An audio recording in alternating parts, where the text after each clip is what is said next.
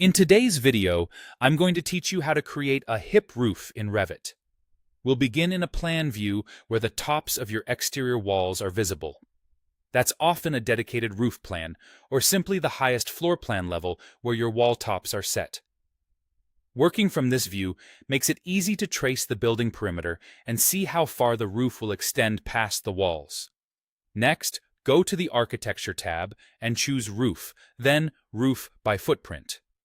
This method lets you define the roof by sketching its boundary. When you enter sketch mode, look to the options bar and confirm that Define Slope is turned on. With this setting enabled for every edge you draw or select, Revit will slope each edge inward toward the center, which is exactly what creates a classic hip roof. Now choose Pick Walls and click on the exterior walls around the perimeter of your building. As you pick each wall, you'll see a dashed line appear. That's the roof's projected outline, showing the overhang beyond the wall. If you notice the dashed line landing on the wrong side, it's often just a matter of the wall face being referenced. Keep picking the exterior faces so the overhang projects outward. Sticking with pick walls is helpful because it maintains an association, so if you move the walls later, the roof updates accordingly. While still in sketch mode, set the overhang value on the options bar. A common starting point is 2 feet, but you can use whatever your design needs. This value controls how far the roof extends past the exterior walls you just selected.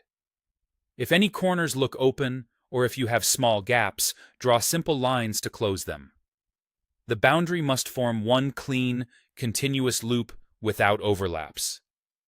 Because Define Slope is on for all edges, Revit will automatically form a hip roof at each corner where sloping edges meet.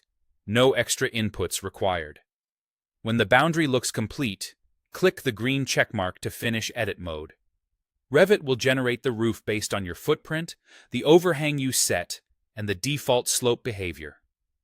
If you see a warning, double-check that the boundary is fully closed and that the sloped edges don't conflict. You can always re-edit the footprint later to tweak overhangs or adjust the sketch. That's it. Your hip roof is created quickly and cleanly using Roof by Footprint, with sloping edges defined and the overhang set to your preference.